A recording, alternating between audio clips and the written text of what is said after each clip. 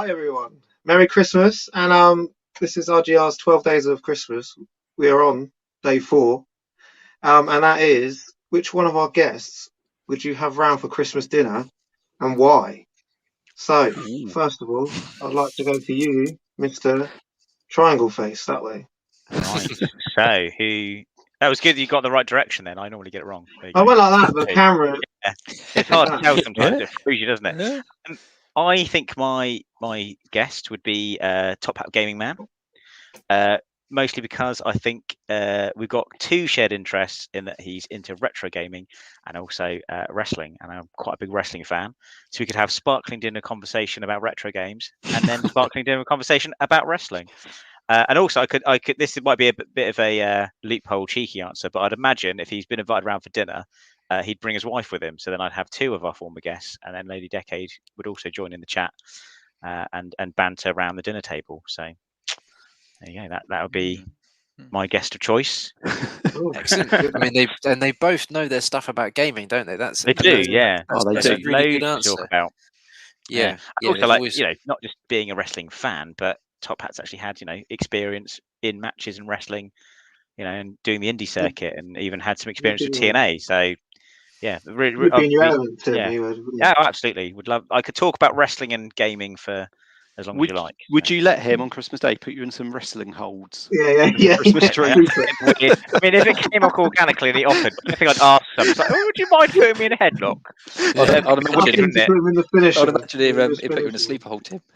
Yeah, put him out. Wake up, like. Could you give me a cheeky stunner before Christmas? What would you say? His finish was the credit crunch, wasn't it? It says like, could you just before you go, can you just do a quick credit crunch on me? Brilliant. What about you wake up? Dolly, what about you? Yeah.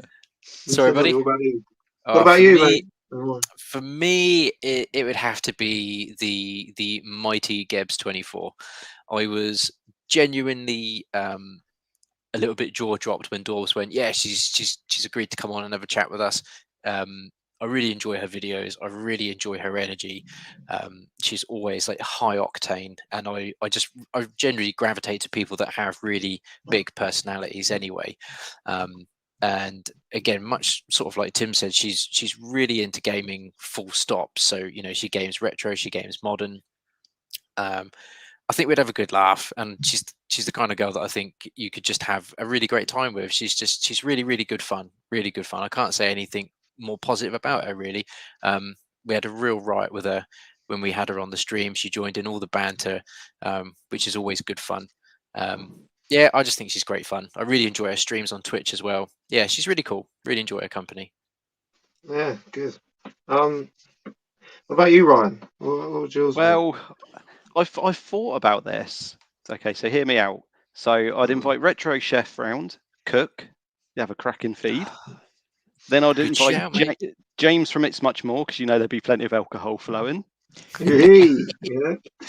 So your glass isn't going to be dry with him around. Then I would also invite Essex Retro, because hopefully he would invite us to his games room, so we could all have instead of a Christmas sing-along, we could have a Christmas sort of game-a-thon, and he's pretty much got every console going, so we'd be able to play that.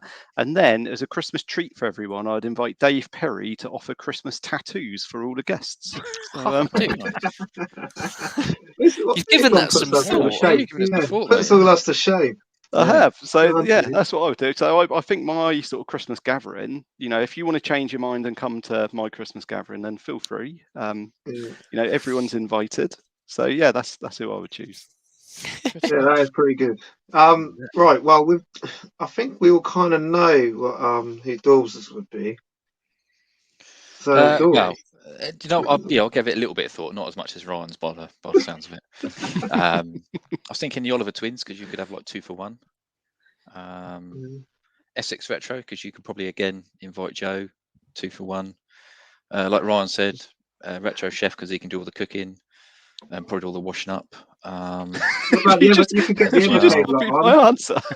You could get all the Evercade lot on and talk about your VS, couldn't you? I haven't got one, mate. I haven't got one. That's another story for another day. Okay. Yeah, it's got to be the legendary Big Boy Barry, just because he's a massive hero of mine from childhood. So yeah, Big Boy Barry. Oh, brilliant. Would be great So- fun. You could now challenge little lad Larry to a contest and see Yeah. whether or not Well, you've got the Another skills. 2-for-1.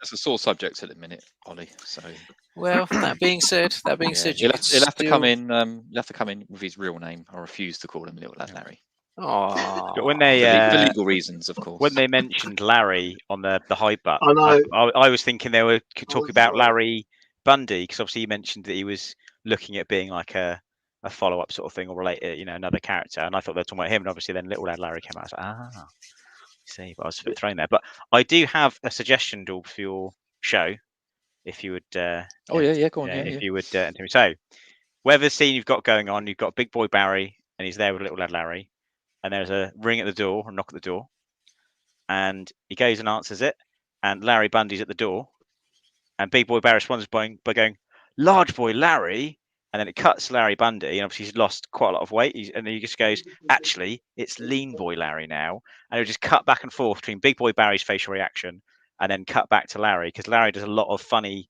faces. If you look at our stream, he's constantly just going like throughout the show, and I just like cut back, it goes to Big Boy Barry, it's like cuts to Larry, and it just cut back and forth for a little bit, and then maybe go on a little bit too long, and then just pan back and show them just like stood there making faces at each other, and then over to you to write an actual scene that follows that. Because I like that. I like that idea. I'm gonna have to. I will try and implement that. Obviously, I will give you a writing credit.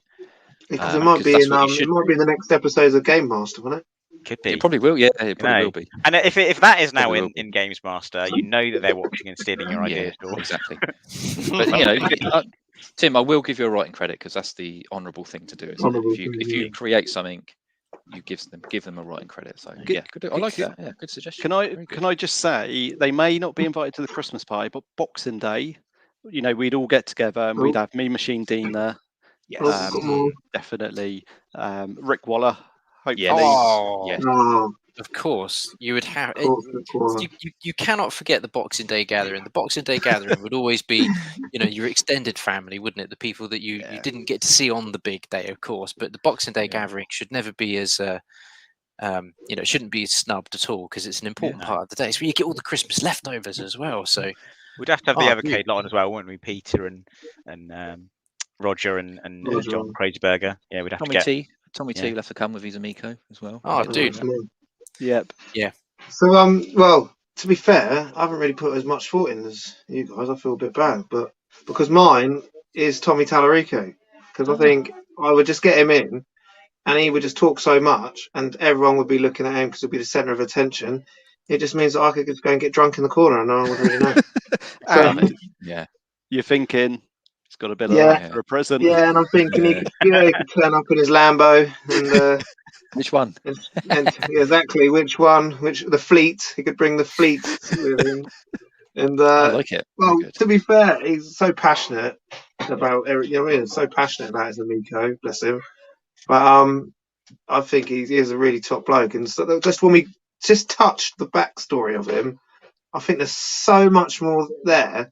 Yeah. But the problem was it was more of a promotion thing. Whereas I think the actual get him on his own and talking about his backstory and how he got into the gaming and that, like he did with us briefly, I think there's so much more there. Every game he mentioned, I was like, "What?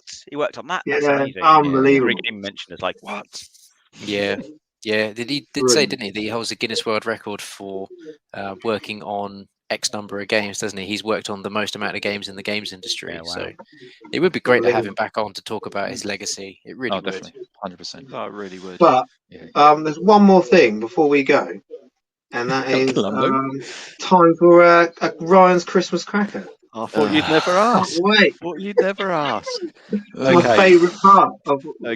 Okay. Who hides in the bakery at Christmas? Ginger Man? No. No, the mince spy.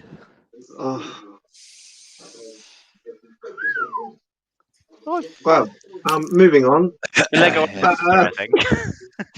So that is day 4, and what is coming up tomorrow? It is. What is it? It is what retro game would you like to receive at Christmas? This Christmas coming. So quite a few different things I wish that were coming out but haven't with all the delays. So Interesting. we'll see you all tomorrow for day 5.